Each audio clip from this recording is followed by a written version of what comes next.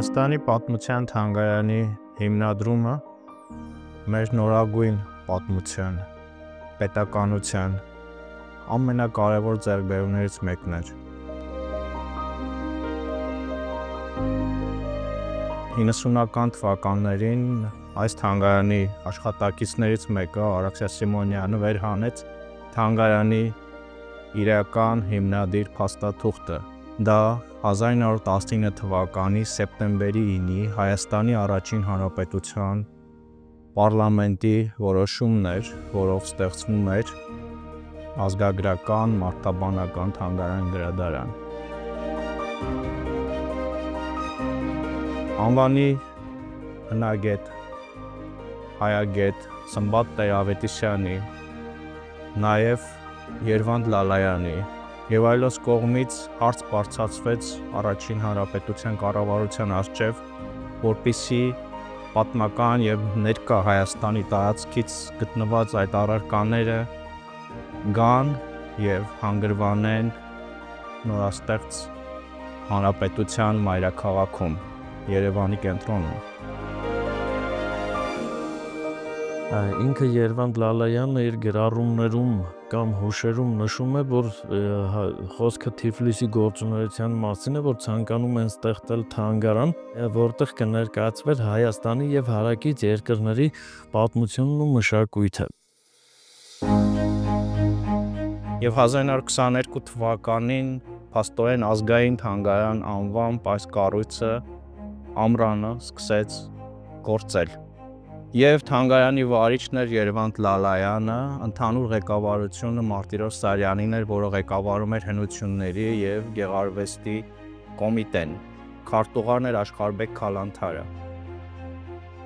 Հայաստանի պատմության թանգարանի 105-ամյակին նվիրված ցուցադրությունում ներկայացված են ցուցանմուշներ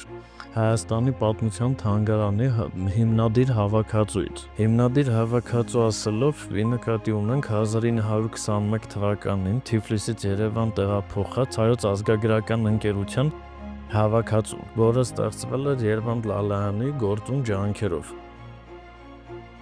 Հիմնադիր հավաքածուներից մեկն էր Մոսկվայի Լազարյան ճեմարանում առկա հայկական հավաքածուները, որոնք կրկին տեղափոխվեցին և դարձան թանգարանի հիմնադիր հավաքածուներից մեկը։ Նույնիսկ սակավ նմուշները ցույց են տալիս հավաքածուի հարստությունն ու բազմաշերտությունը։ Այսինքն մենք տեսնում ենք Հայաստանի և հնագիտական նյութը, և պատմազգագրական տարբեր մարզերից հավաքված նյութը, որը ցույց է տալիս Հայոց ազգագրական ընկերության աշխատանքի հստակ նպատակասլացությունը։ Սրա շնորհիվ է, որ պատմազգագրական հնագիտական հարուստ նյութը փրկվեց և իր վերջնական հանգրվանը գտավ Հայաստանի պատմության թանգարանում։ Թանգարանը նաև համալրվեց Բաղարշապատում, Էջմիածնում առկա թանգարանային հավաքածուներով։ 1922 թվականի նոյեմբերի 7-ի կապակցությամբ ցուցադրություն եղավ առաջին ցուցադրությունը, որը նվիրվում էր հեղափոխության, հոկտեմբերյան հեղափոխության 5-րդ տարեդարձին, և դրանից հետո անվանումը թանգարանի փոխվեց և դարձավ պետական կենտրոնական թանգարան։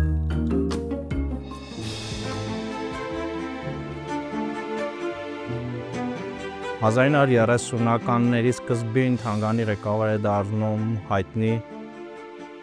ազգային գործիչ Հակոբ Զորյանը, Նեոնասիսի գործից մեզ հայտնի, որը ցավոք հետագայում և նաև այլ գործիչներ թանգարանից զոհ են գրնում ստալինյան բռնություններին։ Բայց շատ կարևոր էր, որ հենց այդ շրջանից սկսում է գործել մեզ հայտնի Անի սրահը, որտեղ տեղ էին գտել Աշխարհբեկ Քալանթարի ջանքերով փրկված նմուշները, և մինչև այսօր էլ կա Անի սրահը Հայաստանի պատմության թանգարանում։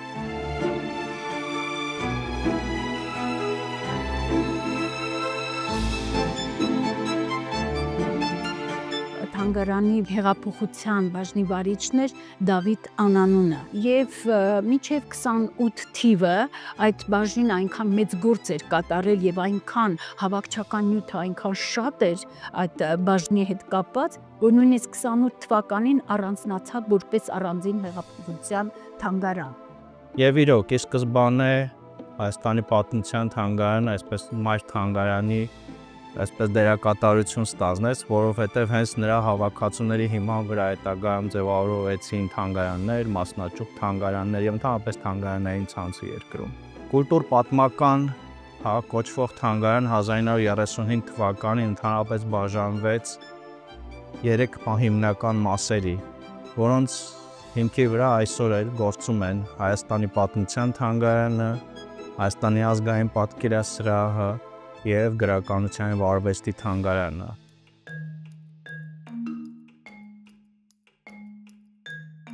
40-60-ական թվականներին թանգարանը ընդգրկվում է ակադեմիական համակարգում և այս փուլը կապված է թանգարանի երկարամյա տնօրեն վաստակավոր հնագետ Կարո Ղաֆադարյանի անվան հետ, որը նախաձեռնում է և հաջողությամբ ավարտում է թանգարանի նոր մշտական ցուցադրությունը, ինչպես նաև առաջին ուղեցույցը, առաջին գիտական պարբերականը, որ սկսեց տպագրվել 1948 թվականից, բաժիններն է զարգացնում թանգարանային գործը և թանգարանը ներառում է ակտիվ զարգացող հնագիտական պեղումների Հայաստանի մի շարք հայտնի հնավայրերում՝ Կարմիր Բլուր, Դվին և այլն։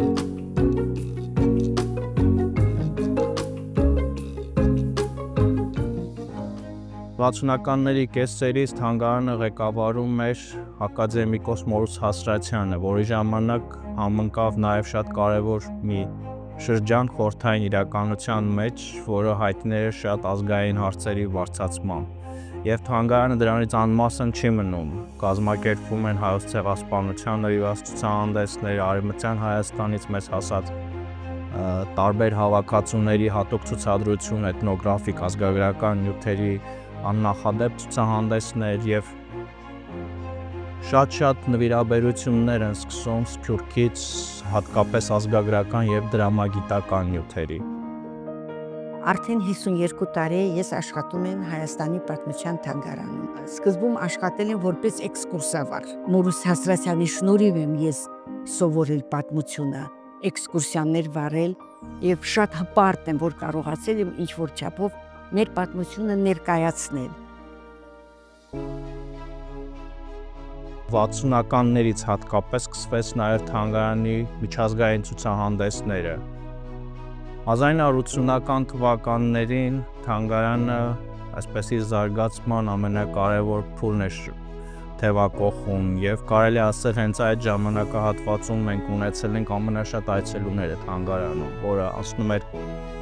շուրջ 270,000-ի էր հասնում արդեն այցելուները։ Իր ավելի քան մեկ դարյա պատմության ընթացքում Հայաստանի պատմության թանգարանը իրականացրել է եւ շարունակում է իրականացնել իր հիմնական գործառույթները, այն է հավաքել, պահպանել, ուսումնասիրել, ցուցադրել եւ հանրահռչակել թանգարանում պահվող շուրջ 400,000-ից ավելի նմուշներ եւ առհասարակ մեր հայ ժողովրդի պատմությունը սկսած նախնադարյան ժամանակաշրջանից մինչեւ մեր օրերը։ Վերջին տարիներին միջազգային համագործակցությունները, մասնավորապես ցուցահանդեսները մեծ թափ են ստացել, կարողանում ենք միջազգային ցուցահանդեսներ բերել եւ ներկայացնել հենց Հայաստանի պատմության թանգարանում։ Ինչպես գիտեք, դա մայր աստվածություն, Անահիտից Մարիամ միջազգային ցուցահանդեսներ բրիտանական թանգարանի հետ, որը մեծ հաջողություն ունի։ Թանգարանը շարունակում է նաև համալրվել նոր նմուշներով եւ այսօր մենք ունենք 400,000-ից ավելի ազգային նշանակության նմուշներ, բավականին հաճախ այսպես իրականացնում է նաև թեմատիկ ժամանակավոր ցուցադրություններ։ Կարող եմ նշել Լճաշեն ջրասույս գանձարան ցուցադրությունը, որտեղ ամբողջությամբ ներկայացված է Լճաշենից հայտնաբերված այն նմուշները, որոնք մշտական ցուցադրության մեջ տեղ չեն գտել։ Եվ փորձում ենք պահել թանգարանի պատմությունից մեզ հասած բոլոր ավանդույթները։ Թանգարանում մենք ունեցել ենք իսկական նվիրյալ աշխատողներ, որոնք այն ցուրտ եւ մութ տարիներին մոմի լույսի տակ էքսկուրսիաներ էին վարում, մարդկանց ներկայացնում էին մեր բազմաչարչար ժողովրդի պատմությունը։ Մեզանից յուրաքանչյուրը աշխատելով այս թանգարանում իսկապես պատիվ է համարում, որ ինքը կարողացել է իր ներդրումը, իր փոքրիկ լուման ունենալ մեր այս թանգարանի պատմության, զարգացման, առաջխաղացման, դժվարությունների հաղթահարման գործընթացում։ Այս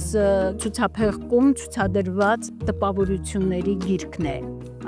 Երբ որ նայում ես այդ գիրքը, թերթում ես էջերը, տեսնում ես, թե ինչպիսի նշանավոր գործիչներ, պետական, հասարակական, քաղաքական գործիչներ իրենց տպավորություններն են թողել, երբ որ նայել են պատմության թանգարանը, նրա սրահները, Տոնինո Գուերան, երբ որ եկել էր թանգարան, եւ ուրեմն նայելուց հետո գրել էր, թե ես ինձ փոշիացած եմ զգում այն հարստության առջև, երբ տեսա, նայեցի պատմության թանգարանը իր ցուցանմուշներով, իր հայ ժողովրդի պատմությամբ։ Բայց ես կուզենայի մեր սրտին շատ հոգեհարազատ 1990-ական թվականներին թանգարան այցելած ամենայն հայոց կաթողիկոս Գարեգին առաջինի խոսքը մեջ բերել։ Անցյալն այստեղ դադարում է անցյալ լինելուց։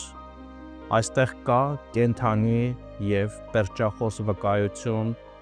մեր հայրենիքի ստեղծագործ և անմահ ոգու։